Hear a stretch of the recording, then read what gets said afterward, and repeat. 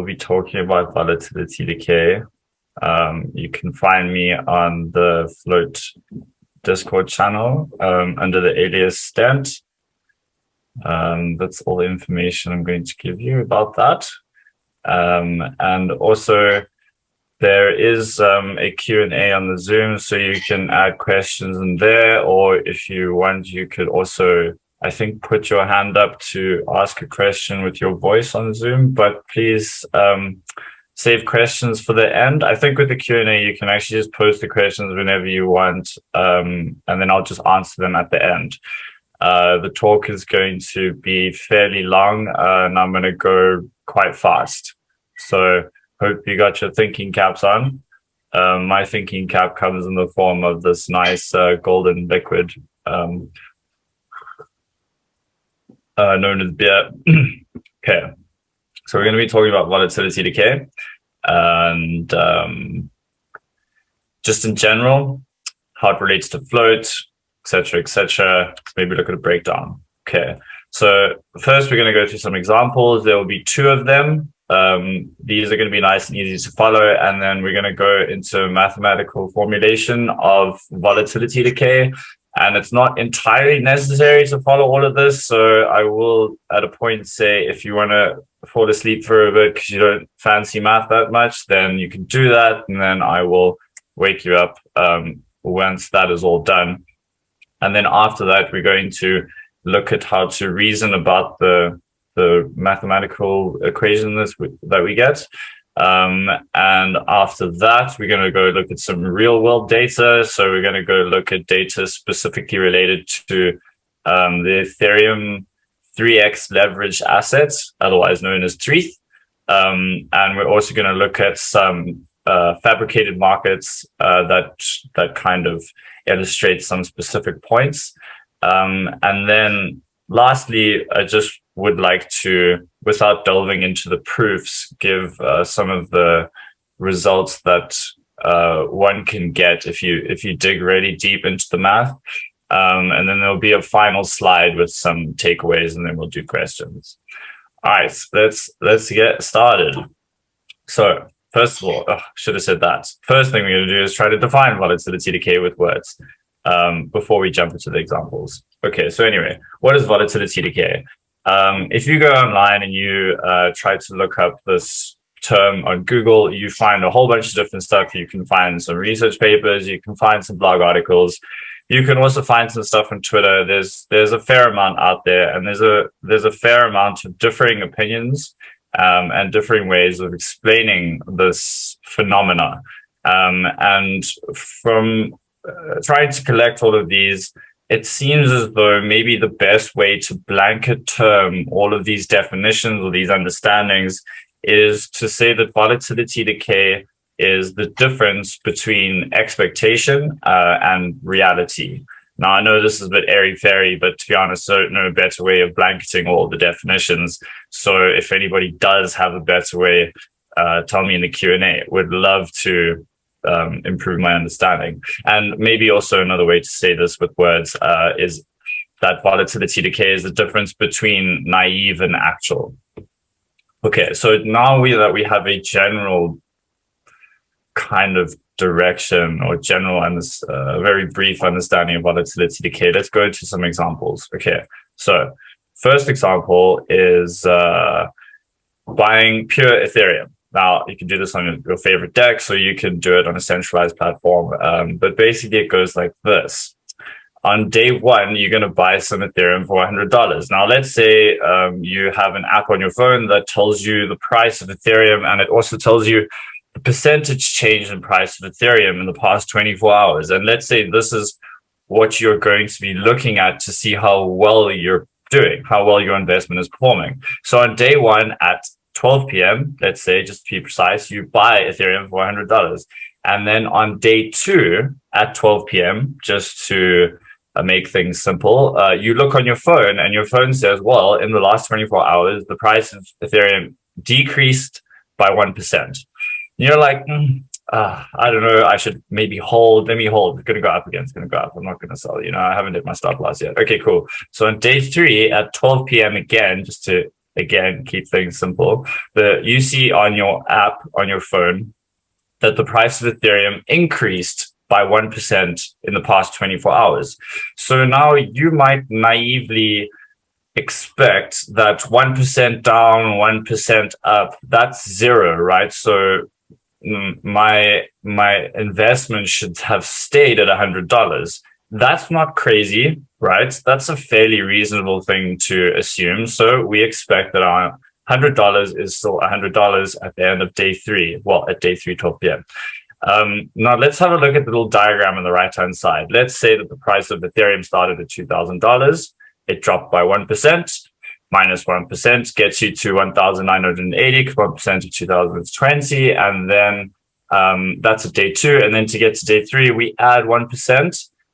And 1% of 1980 is not $20. So we don't actually get right back to $2,000. And this is where the difference lies in our expectation and reality. We can play exactly the same game with our investment. $100 drops by 1%, $99, and then goes up by 1%. We don't get back to $100. We get back to $99.99. And in this case, we are not going to be rounding off, even though it's quite tantalizing to just round that 1 cent off. I mean, it's just 1 cent, but no, we're going to be very particular here. Okay, so how should we actually look at this? Clearly, looking at the percentage returns in the past 24 hours is not going to cut it. Well, what if we just use the overall percentage movement? We just look at the first price and the last price. Quite easy, quite basic. So instead of looking at the 24-hour percentage movements on your phone and trying to reason about that, maybe rather just look at the absolute price and remember what price you bought it at.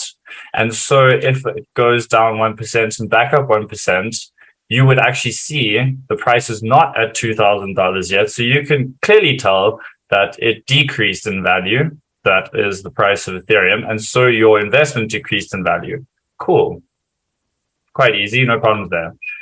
Okay, now we are going to need this later. So I want to just do this calculation quickly for us. What percentage would we need? What percentage increase would take us from $1,980 back to $2,000? Okay, well, we know the percentage change is final minus initial divided by initial. And when we put the numbers in there, we want our final price to be 2,000 and the initial was 1,980. And we get that number over there, which I'm not going to say because it's a bit long. And this is exact. There is no rounding off. And the reason why I do this is because we're going to be using that number a couple slides down the line. And so this is where it comes from. All right. Let's go to example 2. Now, in example 2, it is slightly more complicated and slightly more distressing because the naive interpretation seems really good. All right. So let's go. What are we doing? We're buying 2x leveraged Ethereum. And we could be doing this on a couple different platforms. Like, for example, Float offers leveraged assets. There are a few others in the crypto space, and there are also some in traditional finance. This is a very regular thing. Okay, cool. So you maybe don't have as much money as your friend, and so you want to go with leverage because you want to gain more faster. Okay, cool. So we're going to play the same game again. On day 1, you buy 2x leverage ETH for $100 at 12 p.m. All right. And on day 2 at 12 p.m., you see on your phone, right, that in the past 24 hours, the price of ETH decreased by 1%. Same as last time, same as the previous example.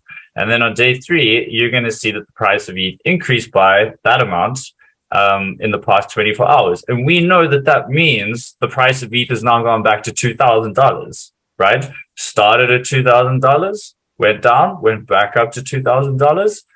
Surely we expect our investment to not have changed. We should still have $100 worth of ETH. Surely. We can see on the diagram on the right over there, yes, the price of ETH started 2,000, went down to 1980, and then went back up to 2,000.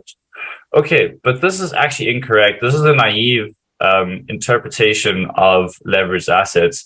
And the next diagram is going to show us a little bit about why that is. Okay, so we start at $100 and we go down 1%, but because the asset is leveraged by 2, we multiply that change by 2. So our investment goes down by 2%, which gets us to $98. Then the price of ETH goes up by that 0.1 recurring kind of number. And we multiply that by 2 because of the leverage. And we get that 2.02 recurring number. And if you take that percentage, 2.020202 of $98, and you add that to $98, you don't actually get back to $100. You get that number over there. Now, I know this number, even more so than the last, is really tempting to round off, but we are going to try to be precise, and we're not going to round that off, even though you can't actually get that amount of money in real dollar valued coins. You know, I'm talking about coins that you can hold in your hand, not tokens on the blockchain. But if it's tokens on the blockchain, those decimals are very legit. Okay, cool. So what's happening here? And maybe before I jump in here, I should just say that this difference, the one in the previous example and the one in this example, this is basically what volatility decay is in a way. And now we're going to just define that a little bit better using math. So if you are not so interested in the derivation of the volatility decay equation, you can turn off your brain now, and I will tell you when to wake up. Don't worry, it won't be so long. For those of you who are interested, let's dive in. Okay. The first thing we're going to do is we're going to just put all these numbers into some algebra so we can play with the algebra. Okay, the first letter we encounter there is I, which stands for investment.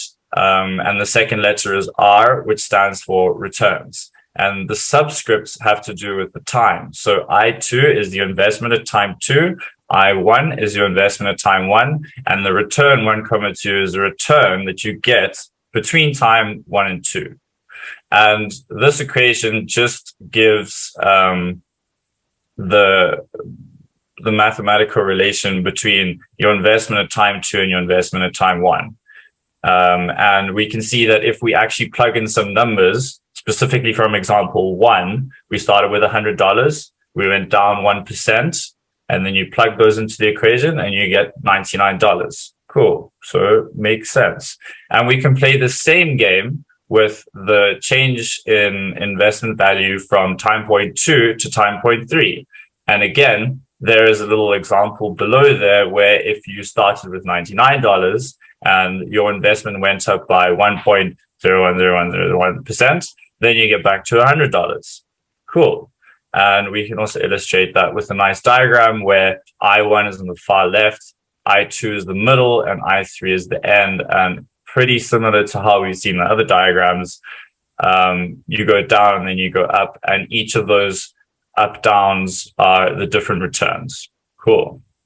Making sense so far, I hope. Now let's combine these two equations, right? We see that I2 is common in both of them. So let's replace the one with the other. And we get this common equation, or this singular equation, for I3 that doesn't involve any I2, rather just the returns.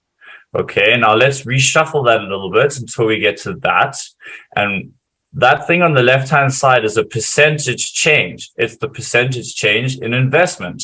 And your percentage change in your investment is exactly your total returns. And I'm just going to define total returns as a capital R.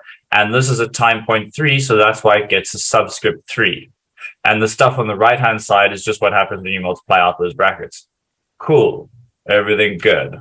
Okay, so I'm just going to take that equation from before and leave it up there so that we don't forget it.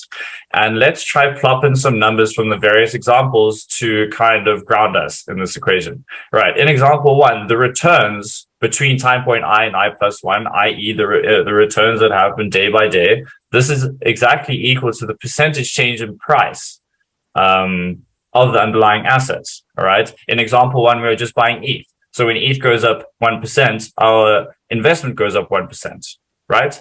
Now, if we take that equation, substitute it into the top one, then very simply we get this equation at the bottom. And because percentage change in price is very simply replaceable with the fraction final minus initial divided by initial, we can replace each of those percentages with this fraction, shuffle things around a little bit, and believe me, or if you don't, go try it for yourself, you get the percentage change in price from time point 1 to time point 3. So your total returns, for example 1, is equal to the total change in percentage price. And this makes sense because when the price went from $2,000 to $2,000, there was 0% change in price, so there was 0 change in your returns. But now if we put example 2 in the firing line, we get something that's kind of different. Okay, and the base difference between example 1 and 2 is that the returns between time point I and I plus 1 is not equal directly to the percentage change in price. Rather, it's a multiple of the percentage change in price, in this case 2. So 2 times P. And if we substitute that into the top equation, we get this. And if we play the same game that we did on the left-hand side, where we take the percentage changes and replace those with fractions, shuffle things around a bit and see what we get out, we get this. And we can see it is not related only to the percentage change of price from beginning to end. Rather, there is this extra term that changes our expectation. All right, because we expected if the price didn't change, our investment didn't change. So let's now plug some numbers into these bottom 2 equations that we've got just to ground us even more. All right, let's assume that the price of ETH goes from 2,000 down to 1980 and then back up to 2,000. In example 1, we see that the returns, remember the total returns is equal to the total change of the total percentage change in price, which is 0 because we went from 2,000 to 2,000. But in example 2, all right, we have a different situation where we have 2 times the total percentage change in price plus this other term. And if you plug in the numbers, then the total returns that you get is negative by a small amount, but still negative. And this term at the end there, that final negative 0.02, blah, blah, blah, this is kind of volatility decay. Almost there. We're getting a lot closer to the definition. Okay. So let's generalize. We did example 1 and we did example 2. Now let's try generalize not only to pure assets and leveraged assets, leveraged assets where it's just a multiple of where the returns is a multiple of the percentage change in price. Let's now just have any kind of returns. And another way of saying this, a way of saying this mathematically, is the return between time point I and I plus 1, the individual returns is some function of the percentage change in price. So in example 1, that function is just equal to P. And in example 2, that function is equal to 2P. Making sense? I hope so. And now let's generalize the total returns. So far, we've only been dealing with 3 time steps, but we could deal with any amount of time steps. In fact, we want to generalize to n time steps. That's really where we're going to get the final result that we are looking for. So to quickly remember what we did in the previous slide, we have this equation for investment at time point 3 in terms of the investment at time point 1 and the returns. Let's substitute in the function. Remember, we just did the definition over there of generalized individual returns. That's equal to the function of the price. Let's plot that in there.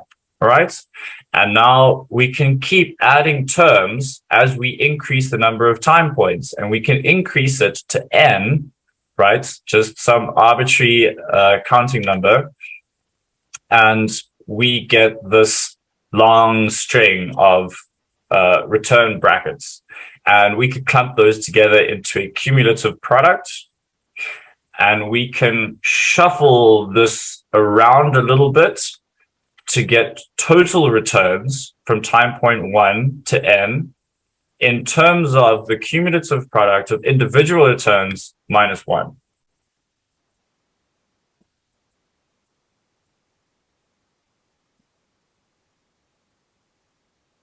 Yeah? Okay. Now let's turn to naive returns. So we've been constantly talking about expectation and reality, and I just like the term naive. So I'm going to use naive and expectation interchangeably. All right. And mathematically, I'm going to define naive returns with a little bar on top of the R, right? So if you see the bar, it means naive. And take this with a pinch of salt, because this is only one definition. There are many definitions, and sometimes ones make sense and sometimes ones don't. And in very particular situations, there are definitions that work that don't work anywhere else. This seems to be the one that works best for most situations. And so that's why we've gone with this particular definition. But let's just unpack this a little bit. So what this is saying is that naive returns is that same function for the individual returns, but now taking the percentage change in price from time point 1 to time point n, not from time point I to I plus 1. So naively, we're going to apply the same returns function to the total percentage change in price. And let's just have a look with some diagrams quickly to ground ourselves with this equation. If the price went from $2,000 of ETH, from $2,000 to 1980 back up to 2,000, all right, then our total naive returns, the individual returns, remember, is the percentage change in price of Ethereum, just straight up. And so the naive one is going to go from time point 1 to time point 3, i.e. P1, 3. And you can see that on the right-hand side when we swap the numbers for algebra.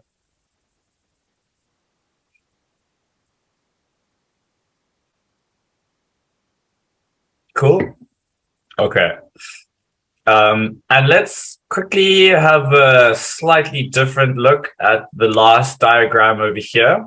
Now, we've only been dealing with 3 time points in our diagram, so I just add this diagram in to show that it works for many time points. Here I use 7, so the price or the investment went from 1 down to 2, down to 3, back up to 4, down to 5, down to 6, and then back up to 7.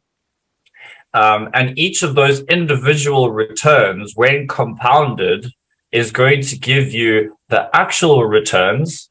But naively, we just jump from 1 to 7, look at the price of the asset at time point 1, look at the price at the asset of time point 7, and calculate the returns based on that. That is the naive returns. Naive is jumping from beginning to end, and actual returns has to do with the individual price changes.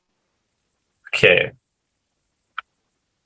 So now we are at the point where we can define volatility decay. So those who were sleeping during the mathematical formulation, please wake up. It is time to continue with stuff in English, but there will be some math for those who like math, I promise you. Okay, let's define volatility decay as being the difference between naive returns and actual returns. Now, we just defined both of those terms mathematically. So all I'm going to do is swap out that English definition with some algebra. All right, VD to denote volatility decay. And then we have R bar and R standard, right? Naive and actual. And if you plop in the definitions that we gave for those previously, you get that guy over there.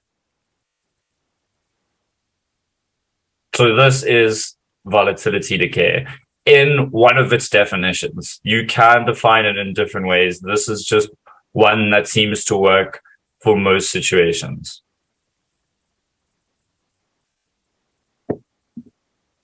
Okay, so now let's see, how do we interpret this? All right, so I'm just going to plop the English definition over there so that we don't have to look at the math too much for now. And let's analyze this a little bit. Okay, so if you made a profit, all right, which means your naive returns is positive and your actual returns is hopefully positive too. That means positive vol decay means you profited less than you expected. And negative vol decay means you profited more than you expected. If you don't quite see that, that's okay. But it is just an equation with three elements. So when the one goes up and the other goes down, one must be positive, and vice versa, the other one must be negative. And we have a different situation but if you make a loss. So your naive returns would be negative, okay, which means positive vol decay means you lost more than you expected. And negative vol decay means you lost less than you expected. And again, if you don't see it, don't worry. It's just there as a slight interesting side note. The summary here is something that we can all look at and at least read, even if we don't understand it fully. So negative vol decay is always good, whether you are making a profit or making a loss. And positive vol decay is always bad, whether you are making a profit or a loss. Okay, so let's move on. Now, I was cheating a little bit. I don't know if anybody noticed. Wusang, I know you definitely noticed because I gave this talk to you already. But I've been talking about individual updates.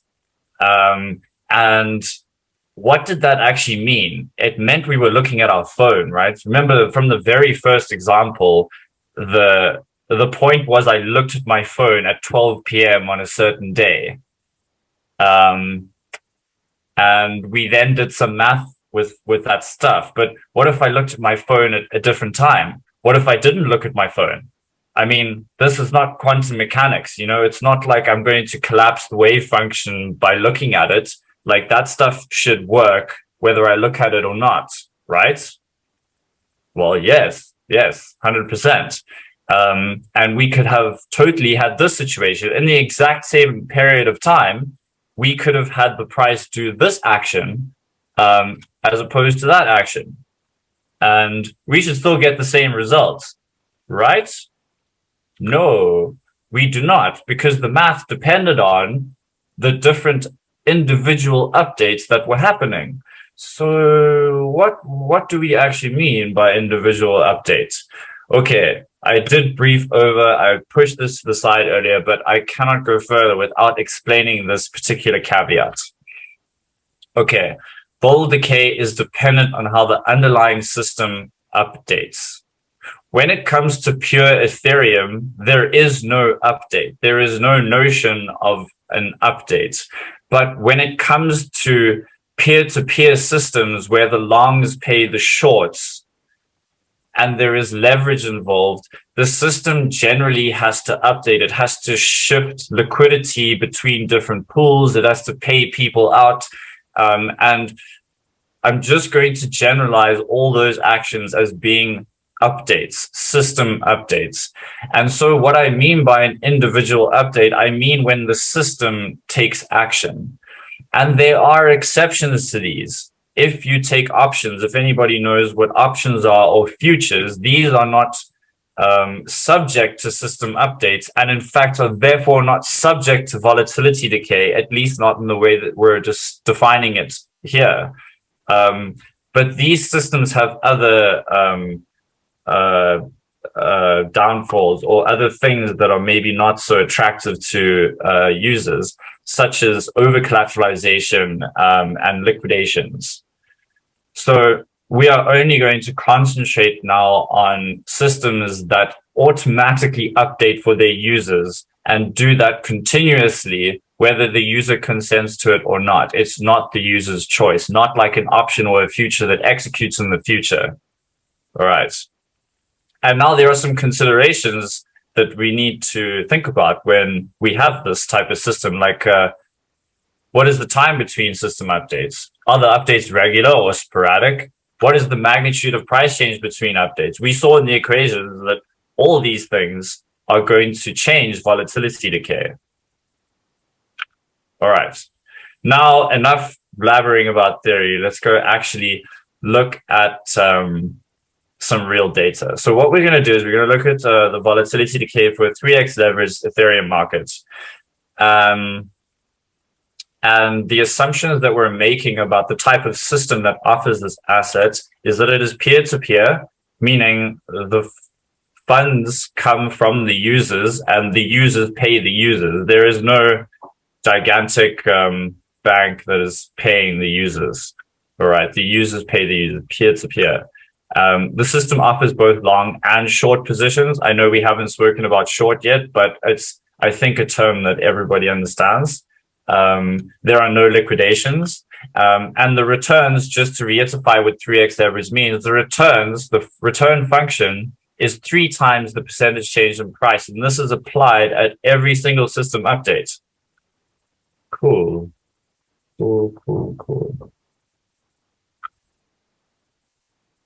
All right, before I move, let me just stick here and let's go look at some data. Okay, what are we looking at here? This is data generated by basically taking the volatility decay equation and applying it to the Ethereum price. And so the Ethereum price, which is in green, okay, just so you have that background, and the axis for which is on the right-hand side, that's just there for just trying to understand why the vol decay is what it is. And then the vol decay, long blue, short red, all right, starts at 0, and then both quickly decrease, right? They both become negative. Also, sorry, this is over 6 months. I just wanted to make that point. This is a 6 months starting in about October 2021. So what that means is your investment started in October 2021, and at each point on this graph is the volatility decay of your investment, as if you took out your investment at that point in time.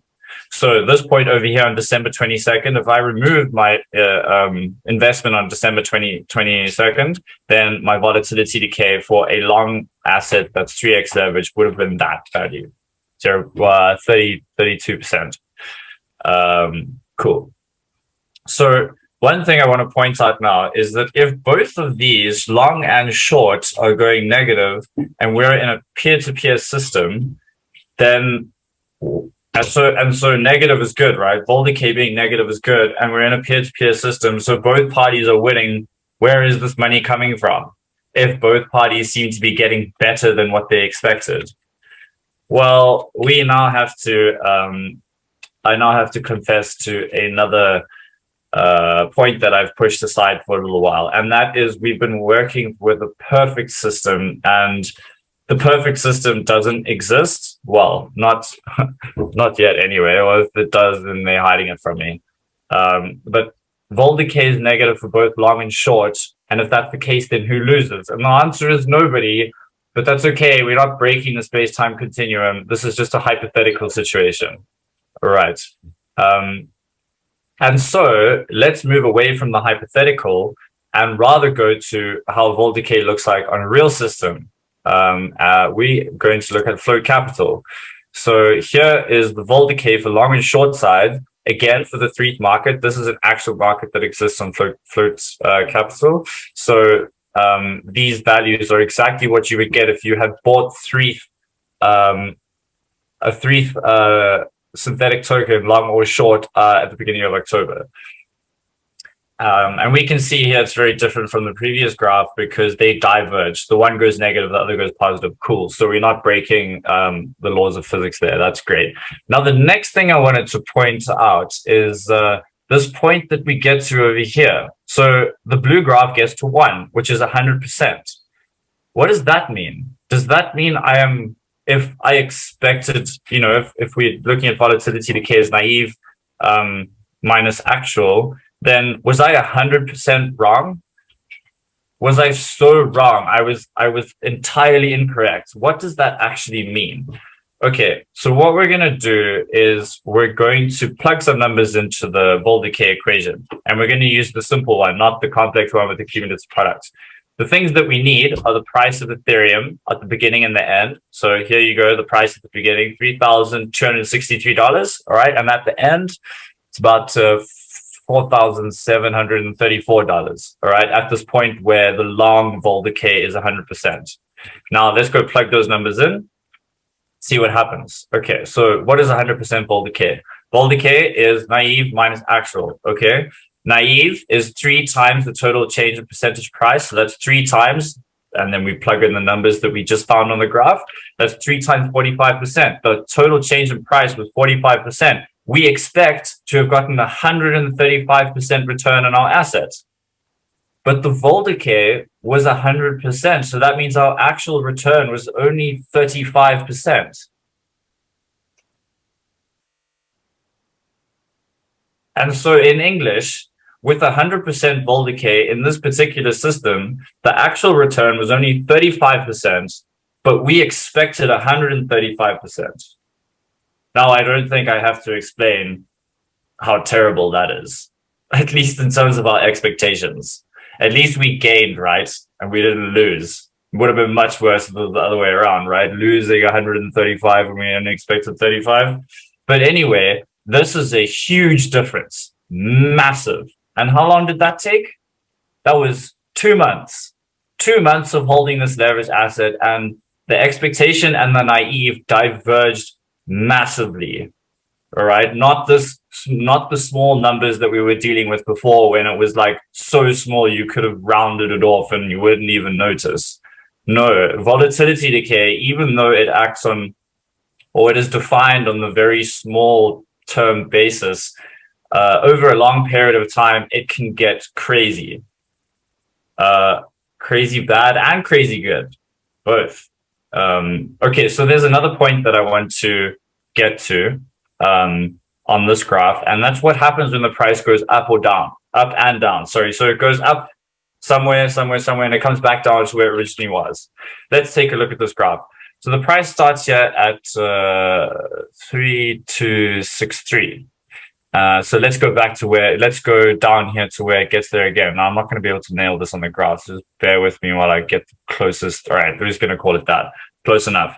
All right, so the price went up of Ethereum. The price went up, and then the price came down again to the exact same number. And naively, remember, we expect to have not made any profit or loss. But we can see from the vol decay graphs that both long and short lost. Both of them. In fact, the short, I'm going to try and nail this. The short lost 50% of their value. All right, 50% of their investment, gone, disappeared.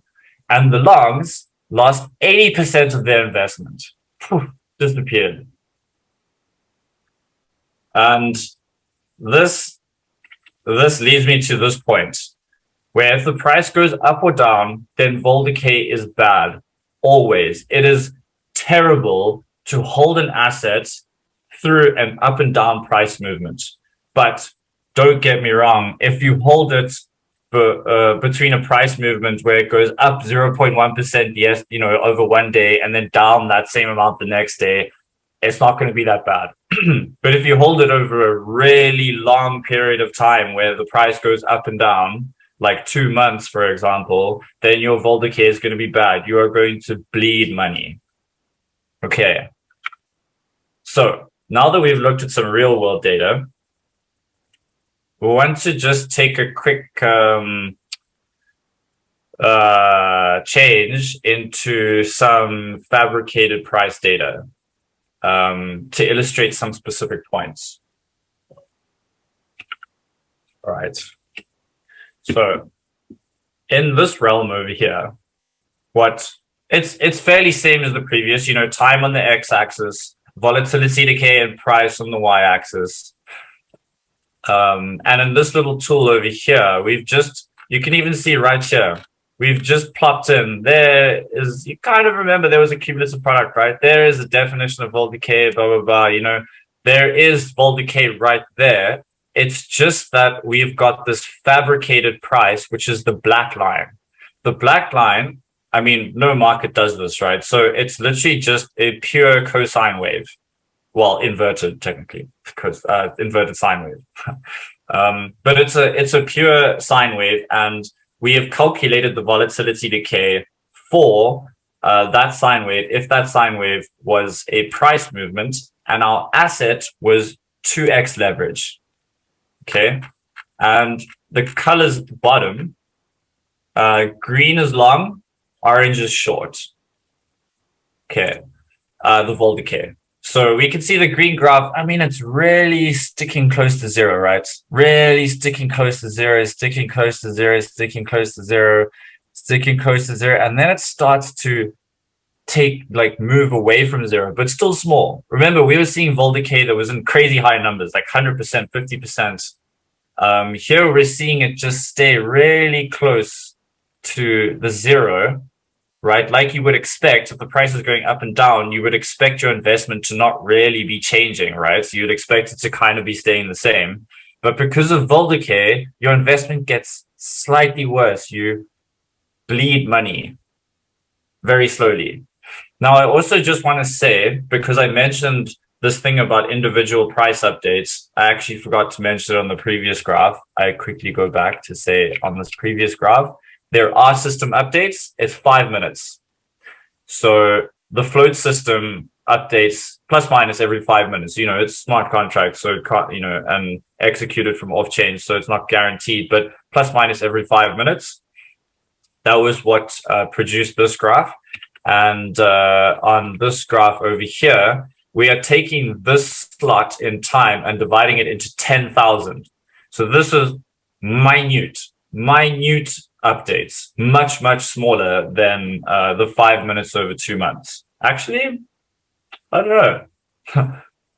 10,000. How many 5 minute slots are there in 2 months? Not 10,000, right? I'm not going to try to do this in my head.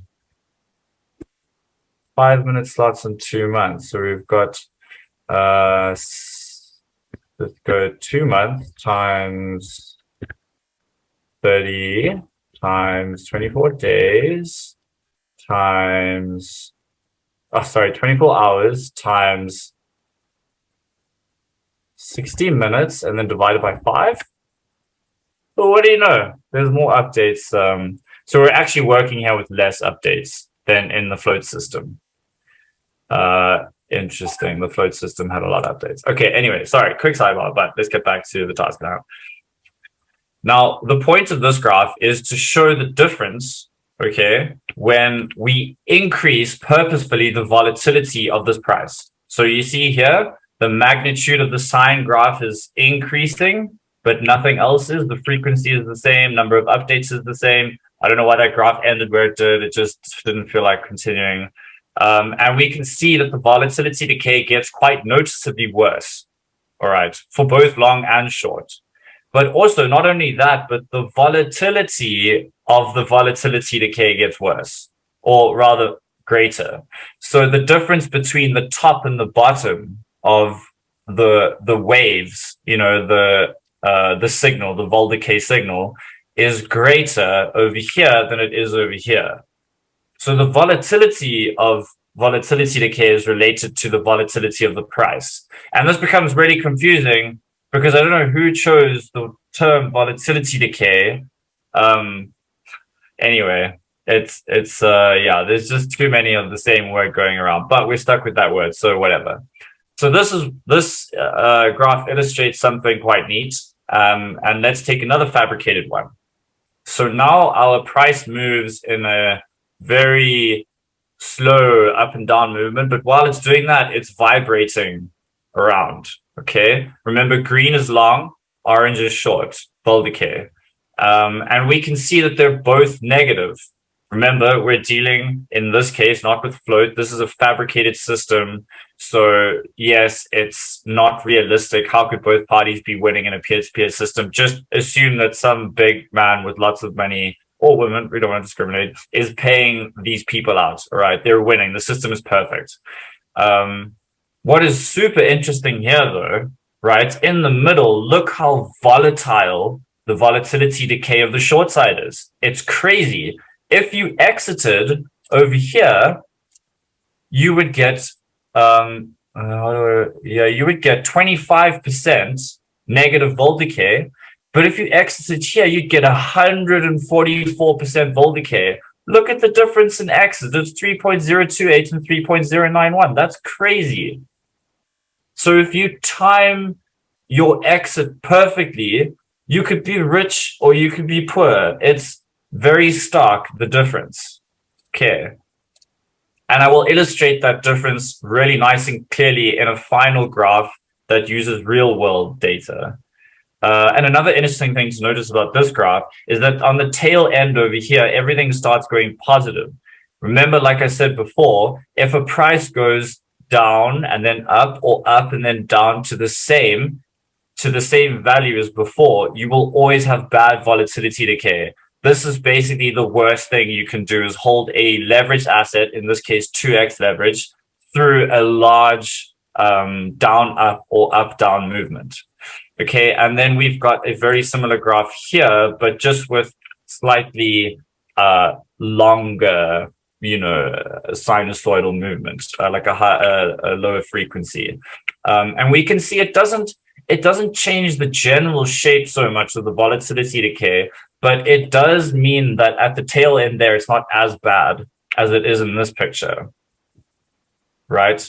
And that's quite interesting. Maybe this is where the term volatility decay comes from, because this, in most people, including mine's opinion, is a more volatile price than this. And so the decay seems to be worse, but only on the tail end.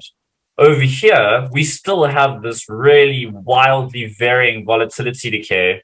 And if you exit at the right time, you could be like your investment could have been 5x what it was.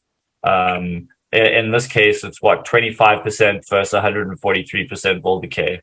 So very interesting there. And one final fabricated price graph that I want to show is this one here, where I've tried to make the price look as realistic as possible. And it's okay. It doesn't look bad. It doesn't look bad. And then plotted the vol decay. And look at this very strange thing down here. The vol decay gets wild. It just goes out of control. Oops, I should not have done that. Please say I can change this. I'm not going to try to do this now. Maybe let's just do that. Sorry, it's nice if I align this graph with the next one, it makes it easier to read. Anyway, the short vol decay gets really crazy down here. It seems like if you exited at the right time, you would make like maybe 8x what you would as if you exited at the wrong time. It's crazy. But also note that at the tail end of this situation, both the long and the short vol decays are bad. They're positive. And so you never ever want to hold an asset through a long up and down or down and up movements, a leveraged asset, that is. And now let's compare this to this graph. And now you can see there's no change in the price. The black line is the same in both graphs. So I'm going to tell you what I changed. I changed the number of system updates. In this graph, there are 10,000 system updates. In this graph, only 1,000. So 10 times less. Look how much worse the vol decay is. In fact, you basically never have good vol decay on the short side.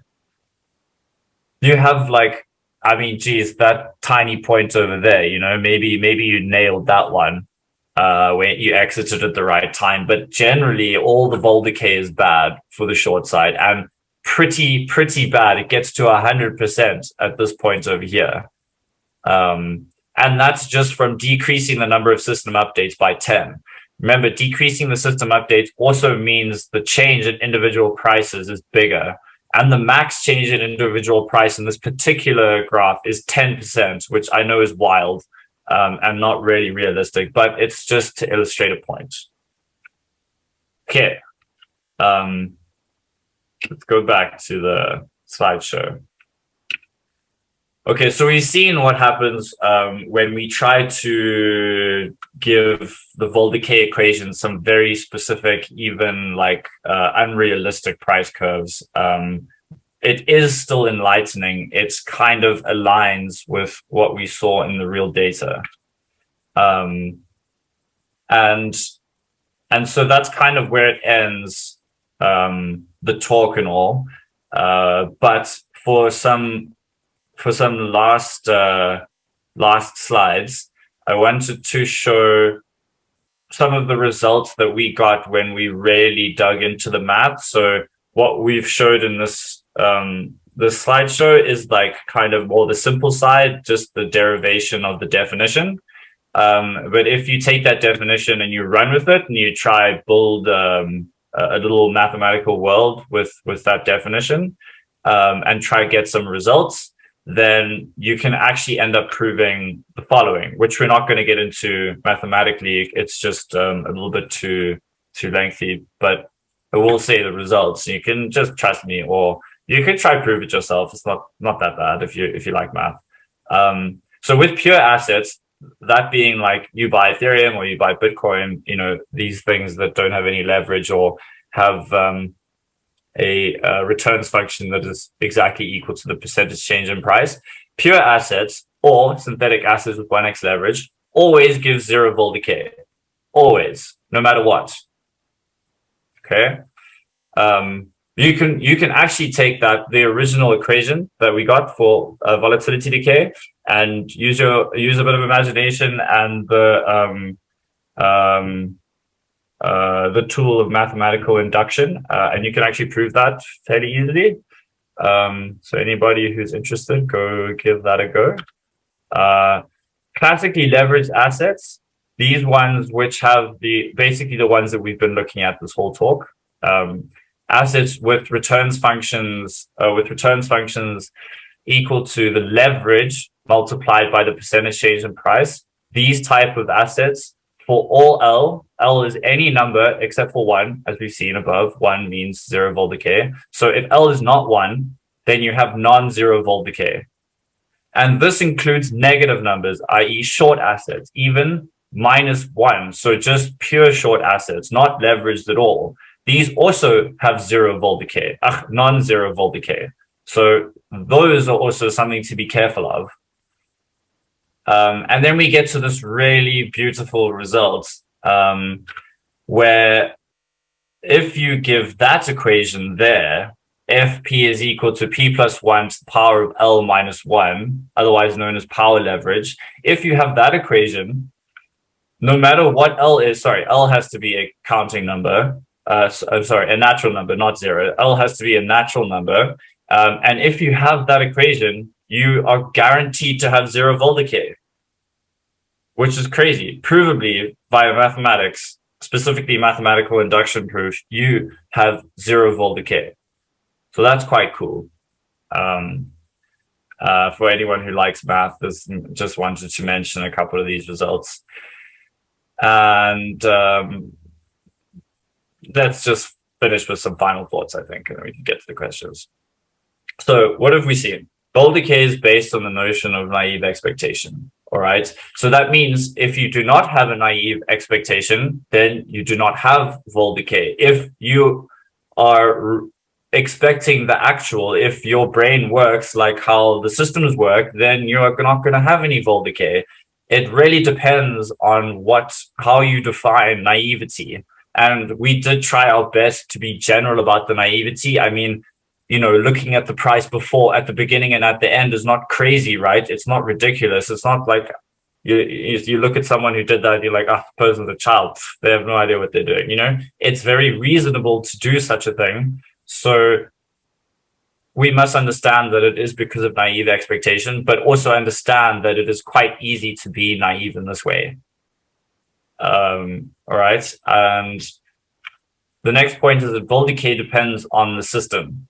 It depends on how the system works. If the system has system updates, if it doesn't have system updates, like options and futures, etc., then there's no vol decay.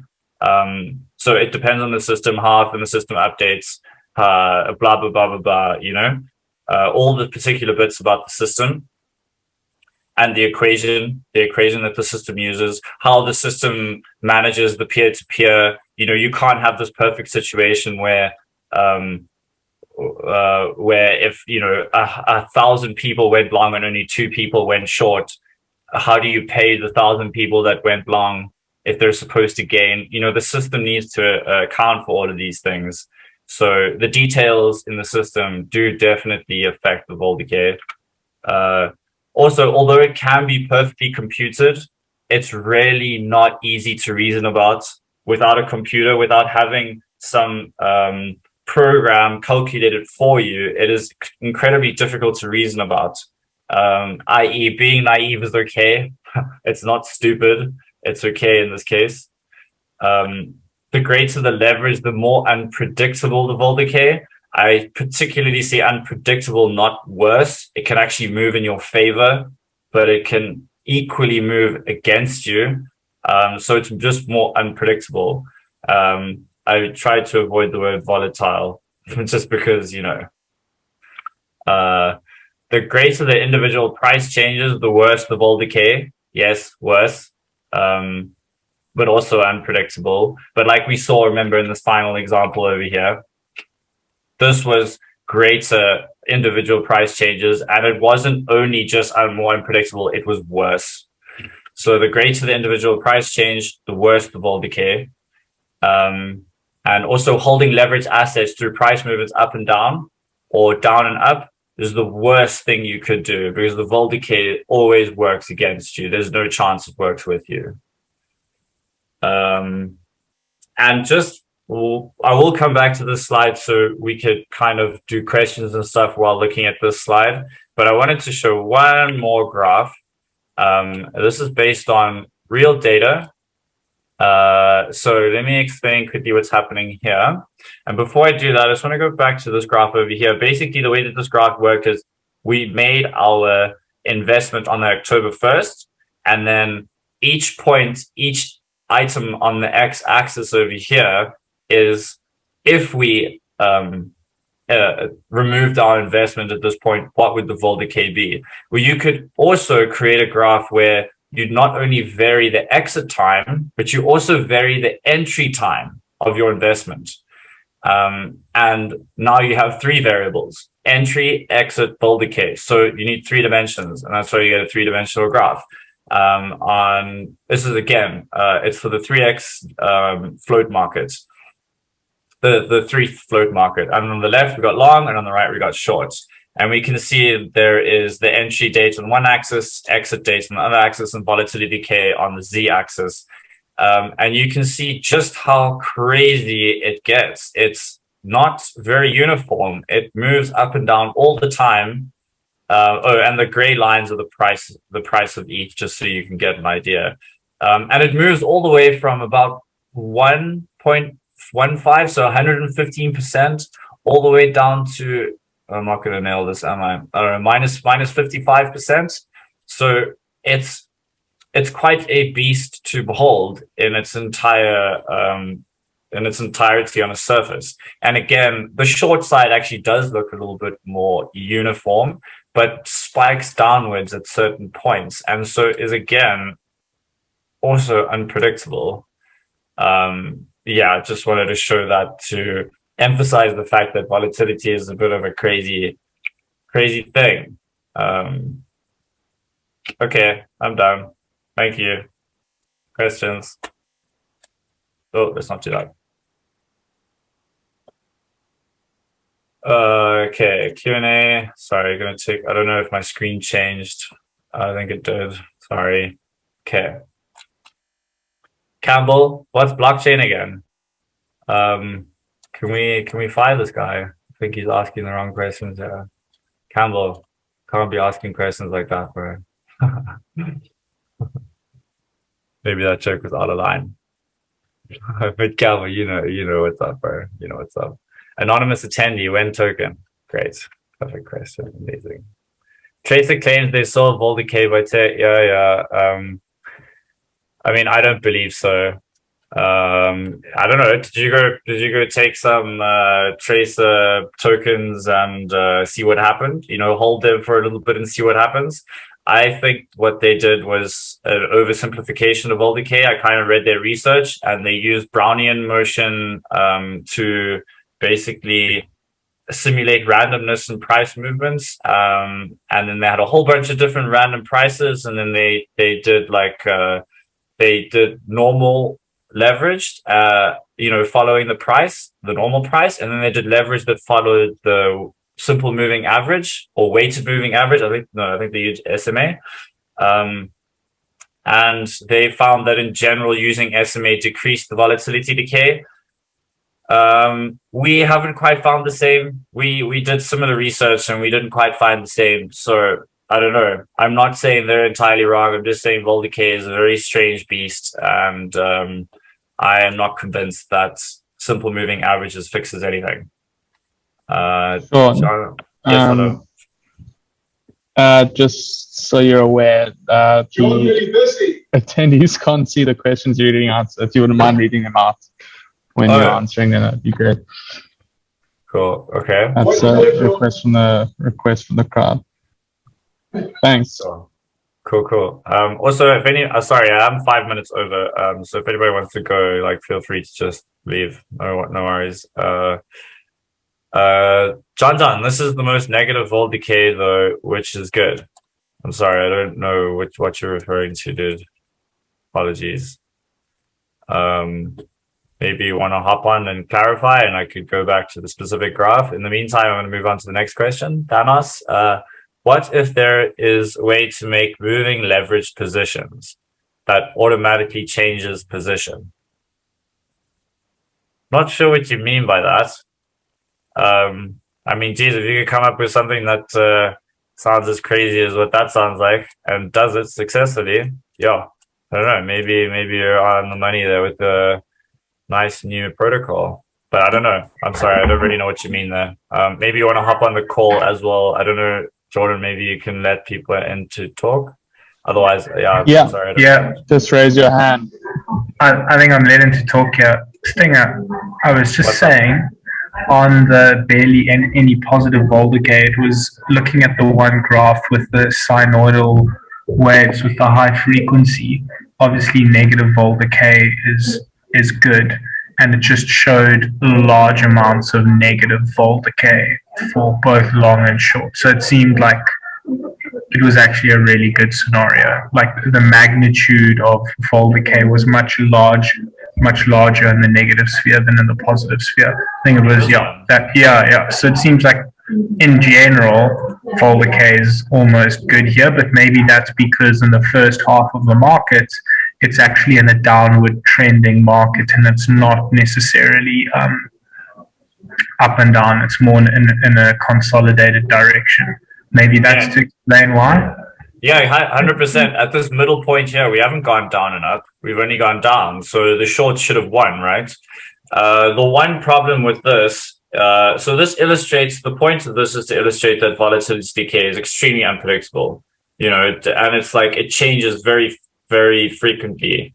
Like, the fact that both of these are negative and the fact that it goes really far into the negative is maybe not realistic, because again, this is assuming a perfect system where everybody gets their, their how much they are owed. And in a peer-to-peer system, you can't always guarantee that people get exactly what they're owed. But yeah, 100%. This is a good situation for everyone. This is totally grand. The people who are going long didn't lose as much as they thought they would, and the people going short got way more than they thought they would. Yeah. Okay, and next question I had was, you showed an interesting result that 1x leverage has 0 vol decay, but negative 1x leverage has non-zero vol decay. Precisely. And that seems quite unintuitive from a first glance. So I don't know if there's any way for you to sort of unpack that phenomena, because that's super interesting. Yeah, it's not intuitive. I agree. This whole thing is not intuitive. That's kind of the point. Volatility here is just crazy. Like, without a computer to calculate what it's going to be, you can't take a look at a price curve and be like, oh, I know what the vol decay plus minus is. No, you do not. That's the thing. I don't know why. Like, I can show you using the math, which I don't want to, we're not going to get into the math now, but the math is very, very clear that -1, i.e. going short, is not going to give you 0 vol decay. It's going to give you non-zero vol decay, like, without a doubt, mathematically proven. Remember, this is barring if you take options. If you take a short option position, that doesn't involve a system that continuously updates, then you're not going to experience vol decay. But on the case of float, if we offered 1x leverage assets, then the long side would not experience vol decay and the short side would. It would be nice to, you know, how for 2x leverage you multiplied the terms out and you basically showed that additional term that almost somewhat constituted vol decay. It would be nice to actually do that with negative 1x and see sort of what that quote unquote like additional term is. That would actually be really interesting. Why don't you take this equation, and while I'm answering other questions, why don't you go do it quickly? I'll need to find a pen and paper, but yeah. Can't be too hard, bro. Let me take a screenshot first. Where is it? Yeah. So here are the 2 examples. So just take a screenshot of that and go check find a pen and paper. Go check what it's like for -1. Dirty. Cool. Thanks for the questions. Good questions, dude. Okay, let's move on. I'm assuming Thanos, did you maybe come into the call? Did you want to clarify this one question about moving leveraged positions? No. Okay. So another question by Thanos. What if we have market neutral strategies involved in these leveraged positions? When you say market neutral, like you can either be market neutral on the same system or you can be market neutral on different systems.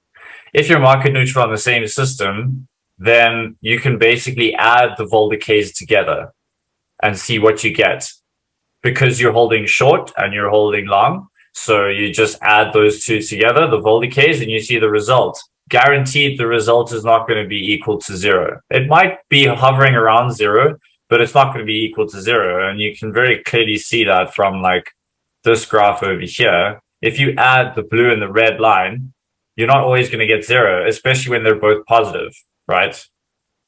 Or maybe subtract. Sorry, maybe the better way is to subtract them. But you're not always going to get 0.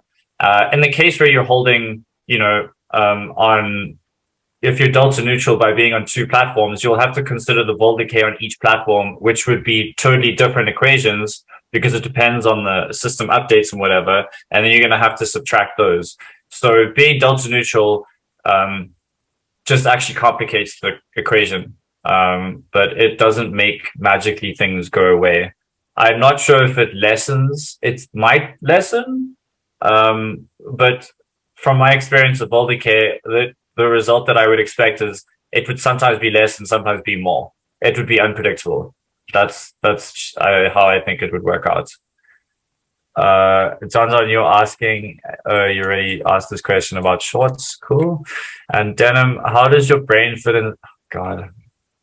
John, can we dig into, thanks Denim, you're such a doll. Can we dig into a bus? Sorry, I think we did already. Is vol decay, Andy Kaufman, thank you for the question. Is vol decay a concept that you're looking to integrate into float somehow? Yes. Yes, good question. Lovely. Do you have 3 hours for me to bore you with my research and my ideas? No, I joke. Yeah, we are very, very much aware of this and how it affects our product and how it affects the design of our product in the future. We are tossing between ideas, bouncing ideas around, and we have lots of research going. Yeah, we are 100% trying to build a product. Well, it depends. There's a trade-off, right? Like you could build a product that has 0 vol decay in some way or as close to as possible, but maybe that product has other downsides. And so we're kind of playing up with all these different ideas. You know, we really don't want liquidations. We really don't want over collateralization. We don't want to go the route of options and futures. We want to have system updates, and system updates and vol decay kind of go together, and making vol decay 0 is really difficult. And you kind of have to give up some other stuff. So we're basically in debate a little bit in the team about, you know, should we, shouldn't we? But at the moment, we are kind of going to say that we are landing at the moment. We've landed on the point where vol decay is something that is like understood. It's about naive expectations. So if you know about vol decay, then you are not so naive anymore. So then you don't expect these crazy things, or you understand when your investment does stuff that you didn't expect. You understand why it did that. And so we are now at the point where we don't really want to make vol decay disappear, rather just want to be the same as the rest of the traditional finance or other decentralized finance products out there, where they do experience vol decay, but it's like